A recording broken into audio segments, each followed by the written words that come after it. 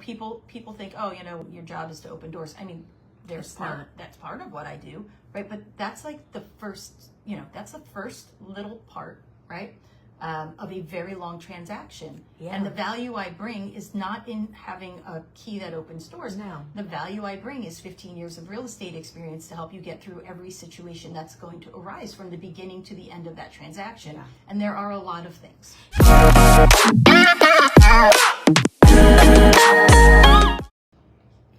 Welcome to the Real Estate Show. I'm your host, Christine Koenig with Keller Williams, licensed in New York and New Jersey, hosting today with Grace Warren from Howard Hanna Rand Realty. How are you doing again? I'm great. I want to take this time to invite our callers to call and text in any of their real estate questions. It does not have to be about our topic of the day. I love to field whatever sorts of questions people have. Your home is your biggest investment, and you should have questions about the state of the market or what you can do around your home or, what you can do about your neighbor doing something crazy, right? Whatever. We'll take them all. Anyway. Have you had a neighbor doing something crazy lately? Is that what made you think this? No. Come up with it? But you've had this. I don't know. You've heard other people say this. That's correct. So anyway, our number is 201. No, it is not. Our number is 845-651-1110. I don't know where my brain is at some days. That's okay. It's going with the old school New Jersey area code. Anyway, you can text us at 845-328-0886. All right? Yeah, what happened to that, that we were going to get a new area code? Did you hear that? That was a while ago. And I don't pay it never attention to happened. anything like I that. get some new area code, and the stamps are going up again. It's just Already, what the yes, heck? already went up. It makes, Did it makes, stamps going up is really, it impacts businesses a lot, right? It does. We're small business, right? And we want to do mailings, right? There is a lot to spend if you want multiple, a larger area, right? So now we're target smaller things, or kind of looking into that every door direct, because it really does become a more cost-effective way. That's what social media is good for, right? It is, but it's not as targeted, and people tune it out. I know I've tuned out. I tune out everything in my mail, though, too. I throw everything away. I'm way over social media these days. It's just crazy out there. It's true. It's true. So anyway, so let's take a minute. We're a little background. Starting August 17th, there are new forms that real estate agents have to use. And the point of the forms is better disclosure about, I guess, really who pays who in a real estate transaction, right? I mean, that's the bottom line. Right. And that you have a choice. And that you have a choice. And that starts with the seller, right? The seller has some new options for how, for what kind of compensation to offer out and how that can happen.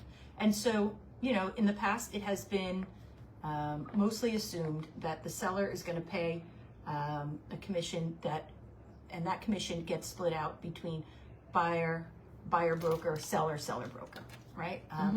And what amounts go to whom has always been negotiable.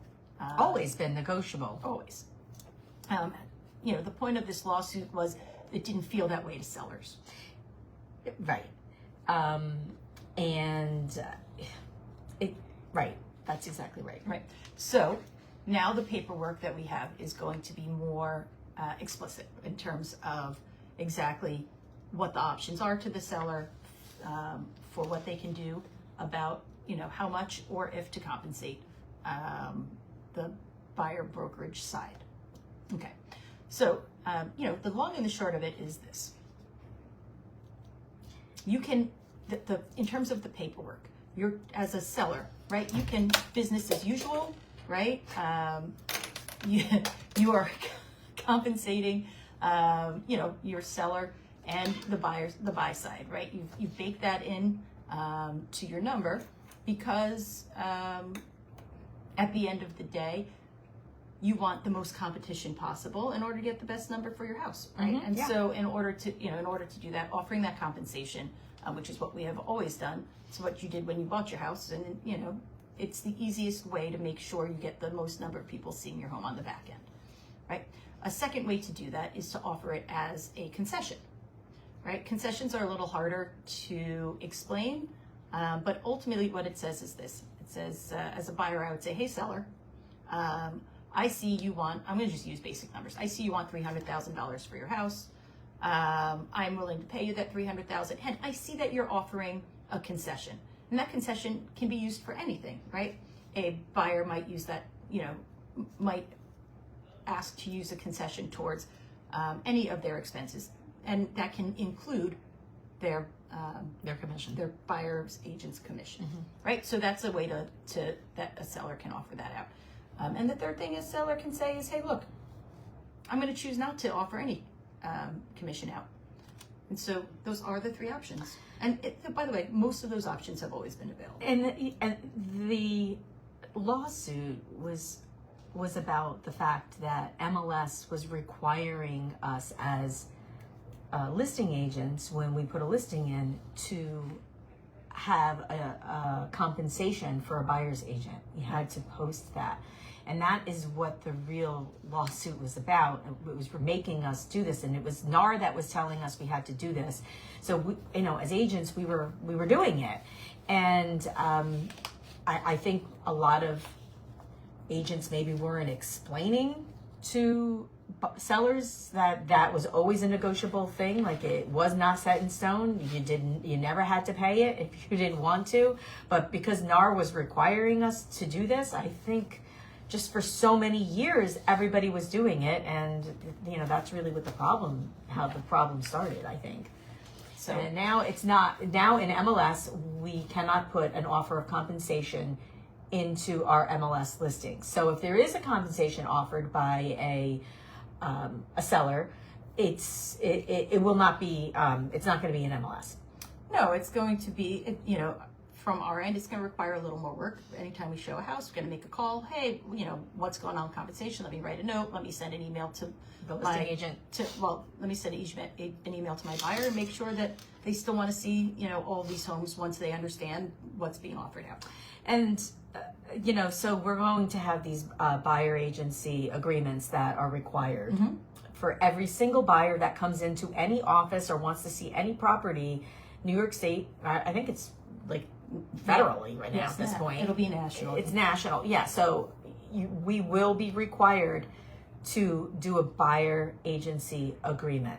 So that means if you want to go and see a house after, what is it, August 7th? I think they're starting it, they're pulling it off of MLS on the 7th or the 8th. Right. It's sooner than what the actual date is. Okay. At least in our MLS. And we are going to be required to sit down with the buyer, or however we're going to do it. It could be virtually, whatever, and they will have to sign a buyer agency agreement if we want to be paid, and it's going to be required so that they understand if for whatever reason the seller does not want to pay it, then they're going to have to pay it. Right. That's the way I understand it. Correct. I mean, to me, it's like, how do I incorporate that into my business, right? If it's someone I know, right, even casually, this would be fine. It's like, hey, we're going to see this house. You got to sign this paperwork. Let's go. Right? Go through what I have to go through. For me, I think that the hurdle is going to be when I'm working with someone. Sometimes I do Zillow leads or something like that. So it's someone I don't know, and I'm asking them to sign a contract. And I feel like that's where I'm going to see some hesitation. At the same time, it's going to be happening with every agent that they go to work with, because it's required of us now. It's not something we wanted to do. It's something that is actually required. That is right. And there's no term. By law. Right? There's no required term for that. So, right. That's true. To me, the first time I go out with someone, my paperwork is going to say that this is buyer's agreement for this day and for these homes. Right? And a lot of us have been doing that all along. Right. This has been going on for years. We've been doing this. No. And as a buyer's agent. And then and I'll call that like our dating period, right? We're dating. If you want to go steady with me, you got to sign a longer agreement. Sure. Right? That's really going to be my approach. And I find that when you make when you have good parallels, right? People get it, right? I'm going to be illustrative in my buyer signing this and what it means. And it won't take long for buyers to understand what's happening, and this is just how it's going to be. That's correct. And as an agent, as you prove your value to someone, right, they'll understand that you don't work for free, right? you guys will discuss their finances and make sure that, you know, you have a really good understanding of how you need to negotiate for this person and what homes they do or don't want to see.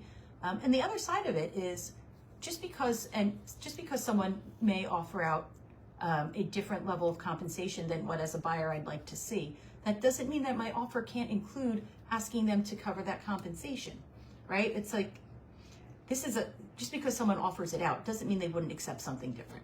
That's correct. Right, and that's the other part of this. And this is our job, right? Our job is to represent our buyers and their needs, understand them, right? Educate them, shepherd them through the process. So to me, just because I have to do my job a little different and my job is going to take a little longer, right? If I'm doing it well and you know, I've improved my value, I'm going to get paid for the good job I'm doing. Correct. Right? And you know, to me, that's where I'm at. How about you? I think the same thing, and I think it's important to understand for buyers out there that for the most part, we're all going to be as buyers agents going to be trying to get the commission paid by the seller. Yeah. I mean, that's the goal, right? For it to come off of the whatever the offer is going to be, and get it that way so that it's not actually coming out of your pocket. I mean, it's always really coming out of the buyer's pocket. It's just a matter how you're paying for it, right? Like, it's coming out of your pocket if it was offered out in the first place and it was baked into the price, you were paying for it, right? If you're paying for it out of pocket, it's cash out of pocket, right? But you're still paying for it. Mm-hmm. You know, to me, I think what's going to be interesting is working on the listing side and fielding offers that are going to have a lot of different terms in there that a seller might not be used to seeing or thinking about seeing. I'm already envisioning the spreadsheet. Well, I think the MLS form that they have is really quite long, right? The form that they're coming out with, like, you know, Keller's going to come out with their own form. Right. You know, Rand is going to come out with their own listing form. Listing form, right? Yeah, and I think that it's going to be confusing at first, but we'll all figure it out, and we're going to have to, you know, manage it. I think that there's sellers out there that, you know, just say, "Oh, I'm not paying it. I'm not paying it. I don't have to pay it anymore." Because they don't understand one way or another. It's the buyer's agent has to get paid, or else they're not. Right. You know, and then you don't really necessarily want your the buyer being, you know, your listing agent taking care of them, because it's sort of a conflict of interest. No, I mean, an unrepresented buyer is literally unrepresented. As a listing agent, you can't represent them. You can't do anything except answer their questions, and those questions have to be about the house. It can't be like, how do I or should I? You know, I think there are buyers that are thinking they can go directly to the listing agent. In theory, they can, but they're not going to get They're not going to get help or support.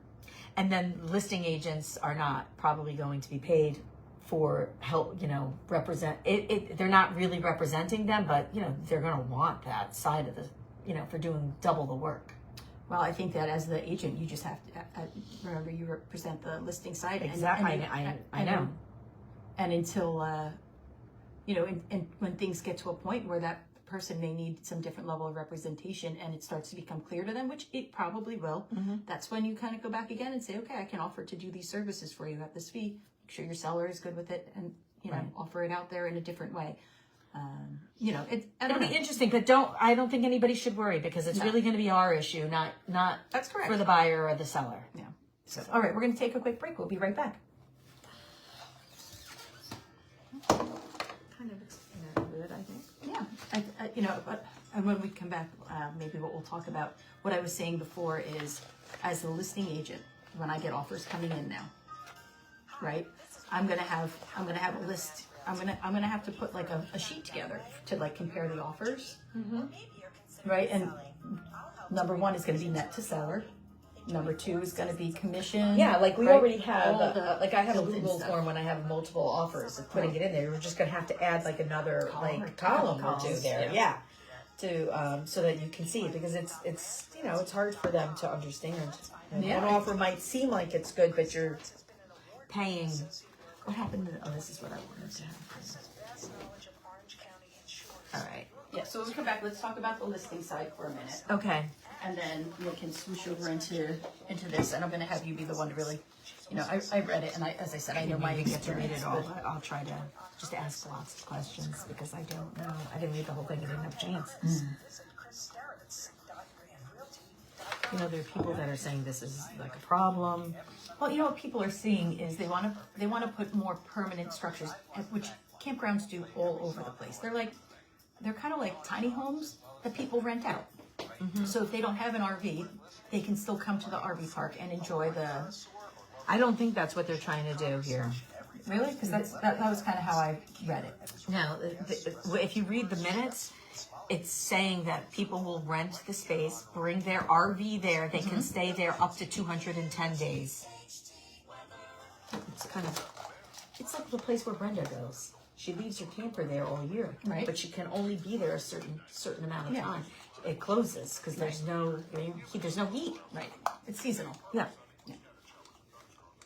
You want to bring us in? What? Do you want to bring us in?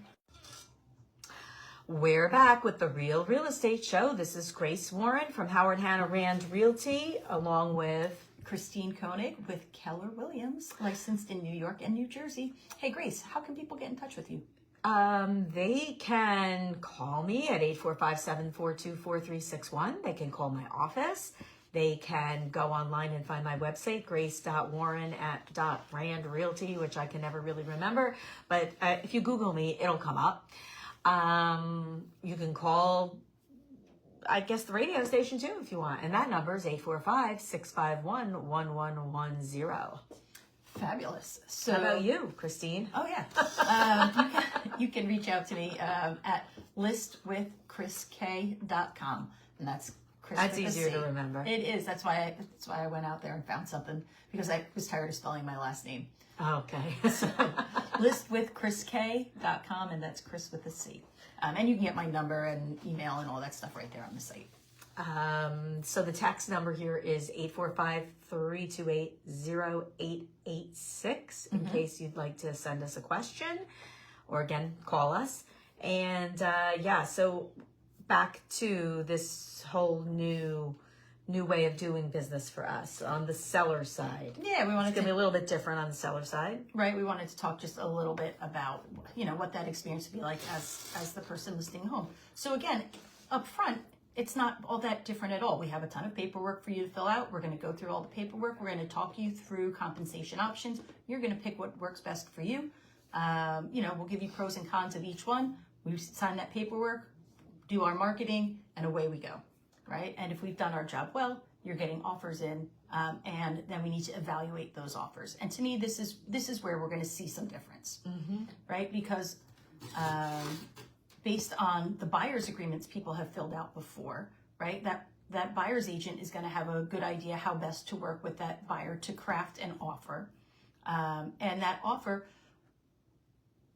At the end of the day, if I'm representing a listing and a seller, the number that they care most about is the net number. What are they putting in What their they're pocket at walking the away end of with, the day? sure. Right?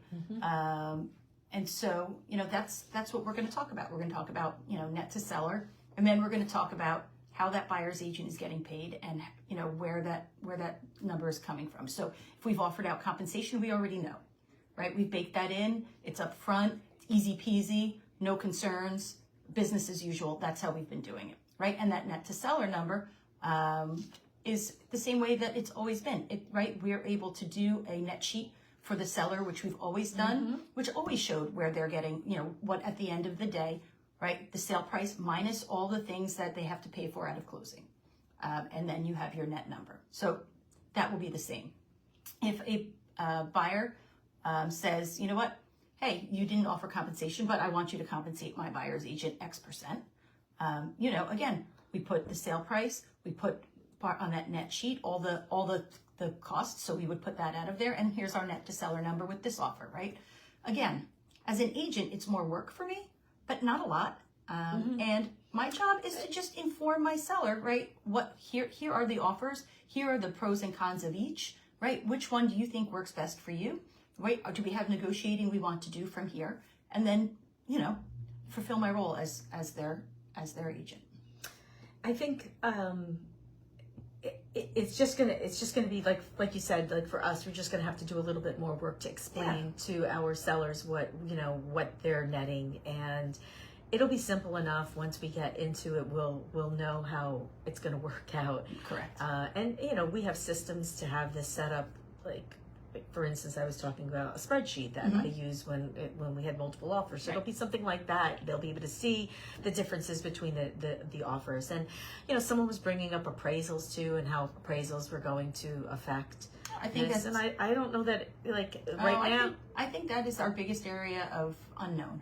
It is unknown, but the values that we've been getting up till now have always included the full commission. Correct. The buyer site commission, and now they may not. But right, but appraisers understand that, Right. and at the end of the day, they are going to continue to do the very good job that they do, and their job is to level the playing field and make sure that the value in the home is in the value in the home.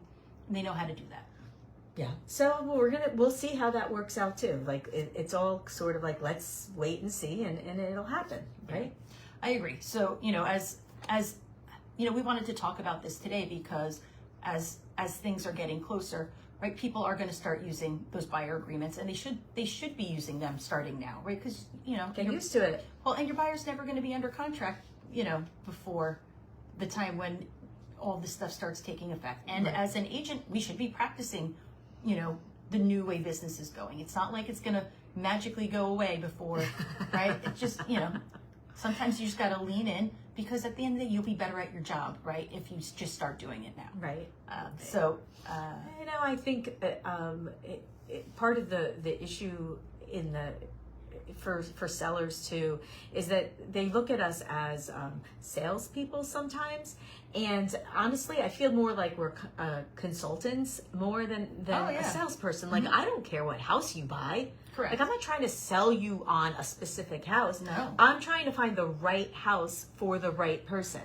Yeah. It's really not like a used car salesman who's got 5 cars on the lot and he wants you to buy one of these or whatever. It's we work with people for months and months at some point, in some cases, to find them the right house. And I think understanding that we're consulting you and that we have an obligation to you as a buyer, that's really what we have to like have people understand.